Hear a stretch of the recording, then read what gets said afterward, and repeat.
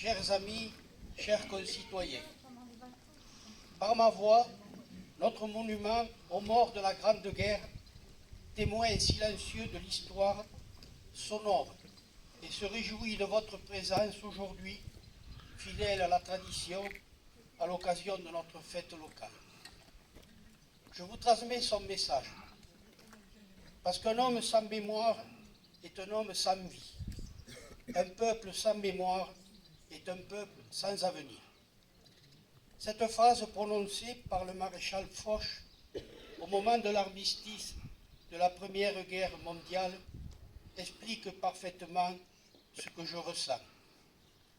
Gravés dans le granit, ces 48 noms que je porte me donnent un visage humain pour libérer mon cœur. Aujourd'hui, trop nombreux sont ceux d'entre vous qui oublient que je suis là et pourquoi je suis là. Érigé à cet emplacement et la réception des travaux de ce monument aux morts a eu lieu le 26 mars 1926. Nous allons fêter, à l'occasion de la commémoration de l'armistice du 11 novembre 1918, le centenaire du début de ma construction. Je suis là pour rendre hommage aux morts, enfants de Saint-Ibar, mais aussi toutes les victimes des conflits passés et présents qui ont payé de leur vie la reconquête de la liberté. Je suis là aussi pour honorer le devoir de mémoire en transmettant aux jeunes les valeurs pour lesquelles leurs aînés ont combattu. Je suis là enfin pour vous rappeler que cette paix si fragile est sans cesse à construire. Aujourd'hui, plus que jamais, c'est en défendant contre toute forme de barbarie la devise républicaine de la France, liberté, égalité, fraternité, que vous serez fidèles à la mémoire de ceux dont les noms sont gravés sur moi. J'ai l'honneur d'être sur cet emplacement pour marquer l'histoire de Saint-Ibar, à la fois se souvenir et prévoir, un œil dans le passé et l'autre vers l'avenir. À mon tour, en tant que maire, je m'adresse aux jeunes et aux moins jeunes de Saint-Ibar. Je tiens à vous remercier de votre présence et je vous invite, durant la minute de silence, à vraiment prendre le temps de réfléchir de ce message. Pour tous ces combattants de la paix et de la liberté, nous observerons tout à l'heure quelques instants de recueillement. Malheureusement, aujourd'hui, notre monument est témoin d'une situation politique difficile.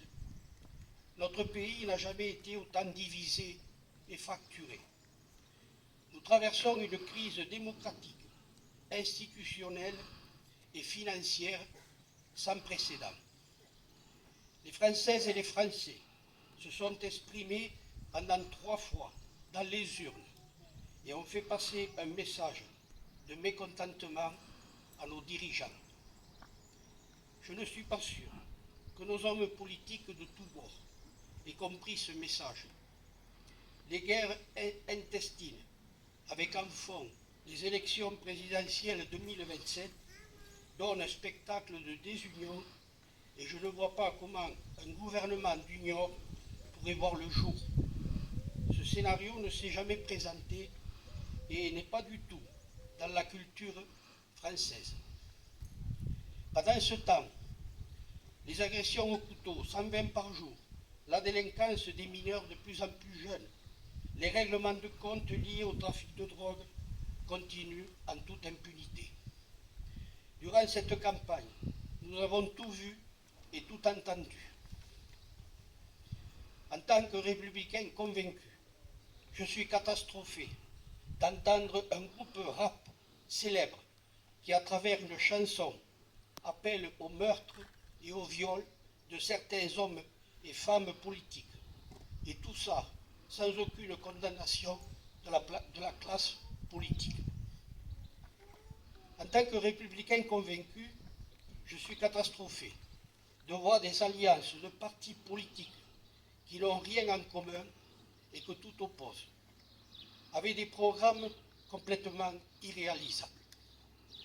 À partir de demain, on rase gratis. Le pays vit au ralenti, et si cette situation perdure, nous allons vivre une crise économique dont le pays aura du mal à s'en relever. En ce qui me concerne, je fais partie des 77% de Français qui sont inquiets de cette situation, et en plus je suis en colère. Je suis en colère car je n'entends aucun homme politique parler de la dette. Plus de 3 000 milliards d'euros. Est-ce que vous vous rendez compte? Comment allons-nous la rembourser? Est-ce que les collectivités territoriales vont y participer?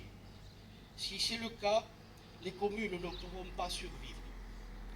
Rassurez-vous, pour la commune de Saint-Thibault, même si à un certain moment elle a dû s'endetter, la situation est sous contrôle, contrairement à la gestion de la France. Mais revenons à ce qui nous réunit aujourd'hui devant ce monument aux morts, pour ce moment de recueillement. C'est l'occasion aussi de se souvenir de ceux qui nous ont quittés depuis la dernière fête 2023. Aubin Vincent, Verquineren Anne-Marie, Olivan Serrano Dolores, Rive Julien, Fonkern Antonia, Abrivat Jacques, Pons Marguerite, Aguillard Michel, Bourgogne Marie-Louise, Verger Daniel, Bergout Huguette. En vous témoignant une nouvelle fois toute ma reconnaissance pour votre participation à cette cérémonie et en vous remerciant de votre attention, je vous souhaite à toutes et à tous en famille et entre amis une très belle journée. Il m'appartient aussi de préciser que la fête n'est pas terminée et que celles et ceux qui ont l'intention de poursuivre la journée en notre compagnie, ils peuvent participer au concours de pétanque ainsi qu'au cassoulet servi ce soir, place de la mairie. Merci à l'orchestre Aldo Feliciano, toujours fidèle au poste. Merci Aldo. Merci aux anciens combattants. Merci à l'abbé Jean-Marcel pour cette magnifique messe. Merci l'abbé. Et merci aux conseillers municipaux. Merci aux porte-drapeaux que je vous demande de venir saluer tout à l'heure.